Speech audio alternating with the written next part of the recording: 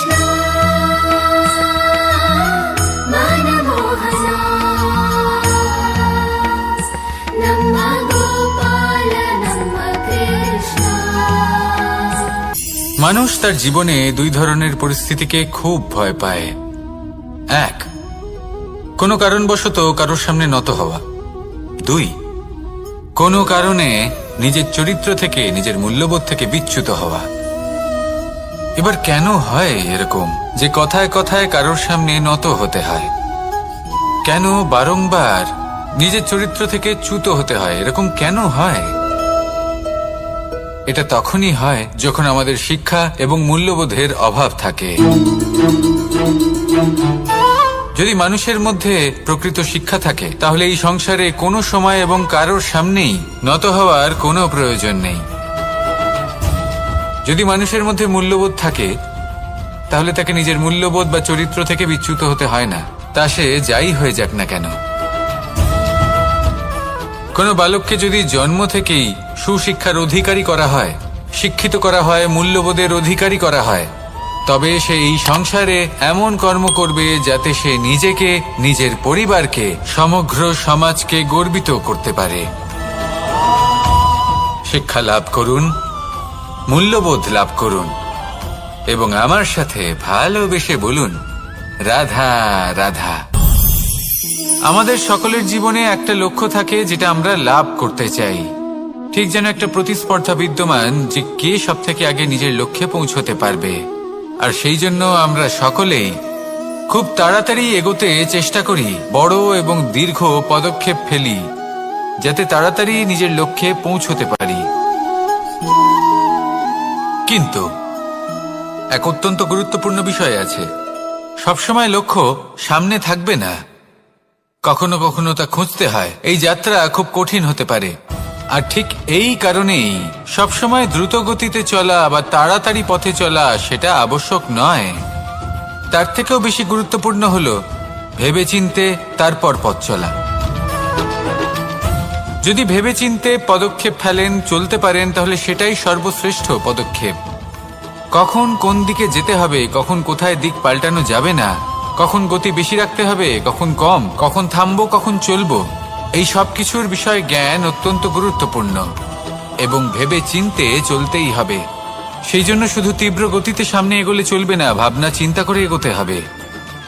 আসুন আমার সাথে ভালোবেসে বলুন রাধা রাধা। কখনো কোনো প্রজাপতিকে উড়তে দেখেছেন? কি সুন্দর উড়ে বেড়ায় সে, এক ফুল থেকে অন্য ফুলে, এক পাতা থেকে অন্য পাতার ওপর। কিন্তু সে কিভাবে উড়তে শেখে কখনো ভেবেছেন? জন্ম থেকেই কিন্তু প্রজাপতির ডানা থাকে না, ও কিন্তু ছোট্ট একটা ডিমের আকারে জন্ম লাভ করে। তারপর সেই ডিমটি ভেঙে একটি কীট বাইরে আসে। আস্তে আস্তে সে বড় হয়, ওর শক্তি বৃদ্ধি পায়। তারপর সে সেই কীট দশা ত্যাগ করে নিজের ডানাগুলি মেলে। এই প্রক্রিয়া তার কাছে সরল নয়, অত্যন্ত যন্ত্রণাদায়ক প্রক্রিয়া, কিন্তু সে সেই যন্ত্রণা মেনে নেয়। আর তারপর আস্তে আস্তে সে উড়তে শেখে। শুধুমাত্র আকাশে উড়ে বেড়ায় তা নয়, আমাদের মনের মাঝে উড়ে বেড়ায়। এবার এই ডিম থেকে প্রজাপতি হয়ে ওঠার যে যাত্রা, এটা যতটা কঠিন ততটাই কঠিন হয় এই সংসারে শ্রেষ্ঠ কর্ম করা, ততটাই কঠিন হয় এই সংসারে মহান হয়ে ওঠা। সেই জন্য প্রয়োজনীয় প্রচেষ্টা এবং সময়। নিরন্তর প্রচেষ্টা করতে থাকুন, পর্যাপ্ত সময় নিন এবং আপনি নিজেকে এই আকাশে উড়ন্ত অবস্থায় পাবেন। আসুন আমার সাথে ভালোবেসে বলুন রাধা রাধা। পায়েস হলো আমার বিশেষ প্রিয়। এর মধুর স্বাদ মনকে প্রফুল্ল করে তোলে। ছোটবেলায় মা আমার জন্য পায়েস বানাতেন এবং আমাকে বলতেন যে গরম থাকতে থাকতে খেয়ে নে কানাই, ঠান্ডা হয়ে গেলে ভালো লাগবে না। কিন্তু আমিও দুষ্টু ছিলাম, ঠান্ডা হওয়া পর্যন্ত অপেক্ষা করতাম। আর ঠান্ডা হয়ে যাওয়ার পরে মার কাছে যেতাম আর ওনাকে বলতাম যে মা, পায়েস তো ঠান্ডা হয়ে গেছে, এটা গরম করে দিন। তখন মা হাসতেন আর বলতেন যে পায়েস না হয় আমি আবার গরম করে দেব কানাই, কিন্তু এর মধুর স্বাদ সেই মিষ্টত্ব, সেই সুবাস, সেটা আবার ফিরে আসবে না। কথাটা সত্যি। আর এই সত্যটাই আমাদেরও জীবনের সত্য। আমাদের জীবনের মধুর সম্পর্কগুলি, এতে যখন কটুভাব প্রবেশ করে তখন সেই মিষ্টত্ব ফিরিয়ে আনা প্রায় অসম্ভব ব্যাপার হয়ে যায়। আপনি চেষ্টা করে সেই সম্পর্ক ঠিক করতেই পারবেন, তার জন্য অগাধ পরিশ্রম করতে হবে, কিন্তু আবার সেই মিষ্টত্ব কখনো ফিরে আসবে না। সেই জন্য আপনার জীবনের যে মধুর সম্পর্ক আছে, যতটা সম্ভব চেষ্টা করুন তাতে মিষ্টত্ব বজায় রাখতে। কটুভাব আসতে দেবেন না। আসুন আর আমার সাথে মধুর স্বরে বলুন, রাধা রাধা। শব্দ, শব্দ আসলে কি? শুধুই কয়েকটি অক্ষরের সমষ্টি, নাকি আমাদের বাণী? এই শব্দ এমন এক শক্তি যা কাউকেই নিজের বশবর্তী করে ফেলতে পারে। শব্দ এমন এক অস্ত্র যা কাউকে ক্ষত বিক্ষত করে দিতে পারে। এই শব্দ হলো একটি নাদ স্বরূপ যা কোনো ঘুমন্ত ব্যক্তিকেও জাগিয়ে তুলতে পারে এবং নিজের লক্ষ্যের দিকে অগ্রসর করতে পারে। শব্দে এত শক্তি আছে যে কারোর মনে এতটা আঘাত দিতে পারে যে সে হয়তো জীবনে আর কখনো এগোতেই পারল না। তাহলে এই শব্দের প্রয়োগ খুব ভেবে চিন্তে করবেন। এবং এই শব্দের মতোই হলো নীরবতা। অনেক সময় এই নীরবতা আমাদের সহায়ক হয়ে ওঠে। অনেক সময় এটা আমাদের অনুশোচনাকে অনেক বেশি বাড়িয়ে তুলতে পারে। ভীষ্ম পিতামহ, অঙ্গরাজ কর্ণ, যখন দ্রৌপদীর বস্ত্রহরণ হচ্ছিল তখন এনারা নীরব ছিলেন। দুর্যোধনের বিরোধিতা করেননি, ওকে বাধা দেননি। আর তারপর কি হলো সেটা আপনারা সকলে জানেন। দেখতে গেলে নীরবতা চুপ করে থাকা, কিন্তু যদি কোনো দুষ্টের সামনে চুপ করে থাকেন, যদি তার বিরোধিতা না করতে পারেন, তাহলে এই নীরবতাই অনেক বড় পাপের আকার ধারণ করে। মনে রাখবেন আর আমার সাথে ভালোবেসে বলবেন, রাধা রাধা। আভূষণ, কার না ভালো লাগে এই আভূষণ? আমরা পরিশ্রম করি, ধন অর্জন করি আর আভূষণ কিনে থাকি, কখনো নিজের জন্য, কখনো বা তাদের জন্য যাকে আমরা ভালোবাসি, বা তাদের জন্য যাকে আমরা সম্মান করি। হয়তো সেই জন্যই সীতা চূড়ামণি ধারণ করেছিলেন এবং আমি সামন্তকমণি। কিন্তু এটাই কি সেই প্রকৃত আভূষণ যা আপনার মূল্য বৃদ্ধি করে? না। শ্রীরামের আভূষণ হল ওনার নম্র ভদ্র ব্যবহার। মাতা সীতার আভূষণ হল ওনার সততা, ওনার নিষ্ঠা, ওনার ত্যাগ। অর্জুনের আভূষণ ছিল ওনার একাগ্রতা। রাধার আভূষণ ওনার প্রেম। এই আভূষণ কোথাও নেই, আপনার মনে আছে। যদি আপনার মনে মিষ্টতা থাকে, তা শান্ত হয়, তাতে সততা থাকে, নিষ্ঠা থাকে এবং প্রেম থাকে, তাহলে আপনার অন্য আর কোনো আভূষণের কোনো প্রয়োজন নেই। আপনি যতই ভিড়ের মাঝে থাকুন, আপনার ঔজ্জ্বল্য চোখে পড়বে। আসুন আর আমার সাথে ভালোবেসে বলুন, রাধা রাধা। এই সংসারের সবথেকে বড় সত্যি হলো জন্ম এবং মৃত্যু, কিন্তু আরো বড় একটা সত্য আছে, মিত্র এবং শত্রু, যা আমাদের সকলের জীবনে থাকে। মিত্র সে যে আমাদের সঙ্গ দেয় এবং সংসারের সবথেকে উঁচু শিখরে আমাদের নিয়ে যায়, এবং শত্রু সে যে যে কোনো মুহূর্তে যে কোনো শিখর থেকে আমাদের নিচে ফেলে দিতে পারে। এবার বিচিত্র ব্যাপার হলো এটাই যে আমরা নিজেরাই এদের সাথে নিয়ে চলি, নিজেরাই এদের পালন করি। তা কি করে? প্রথমে বুঝুন এই মিত্র এবং শত্রু কারা। আপনার নিজের মন, আর কেউ নয়। এই মনই হলো মিত্র। যখন তাতে ভারসাম্য বজায় থাকে, তা নিয়ন্ত্রিত থাকে, তা পবিত্র হয়। কিন্তু যদি এই মন অনিয়ন্ত্রিত হয়ে পড়ে, যদি আপনাকে সে নিয়ন্ত্রণ করতে শুরু করে, তখন সেই আপনার সবথেকে বড় শত্রু হয়। সেই জন্য এই মনের ওপর নিয়ন্ত্রণ রাখতে শিখুন, এতে ভারসাম্য বজায় রাখতে শিখুন। তাহলে আপনি এমন এক বন্ধুকে পাবেন যে আপনাকে এই সংসারের শিখরে পৌঁছে দেবে।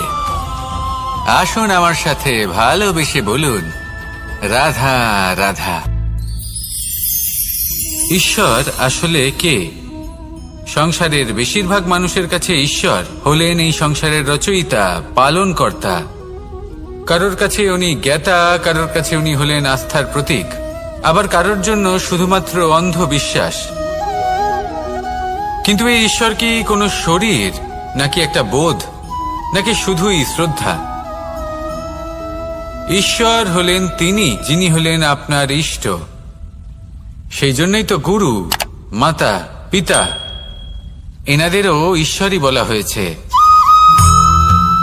যাদেরকে আমরা ঈশ্বর বলে মনে করি, যারা আমাদের ইষ্ট, তারা আমাদের একটি পথ দেখান, একটি দিকে চালিত করেন। সেই পথে চলে আপনি শুভ কর্ম করতে পারেন। আর যখন কোনো ব্যক্তি তার ঈশ্বরের আদেশ পালন করেন, তখন সে নিজে থেকেই শুভ পথে অগ্রসর হয়ে যান। বেশ কয়েকজন মানুষ ঈশ্বরের ওপর আস্থা রাখেন এবং ভাবেন যে অনুচিত কোনো কাজ করা উচিত নয়, ঈশ্বর দেখছেন। ওনারা ভয় পান যে কোনো অনুচিত কর্ম করলে কে জানে তার পরিণাম কি হবে। এমন অনেক ব্যক্তি রয়েছেন যারা ঈশ্বরকে বিশ্বাস করেন এবং জানেন যে ঈশ্বর তাদেরকে দেখছেন। তাই যে যে শুভ কর্ম ওনারা করেছেন তার ফল তারা অবশ্যই পাবেন।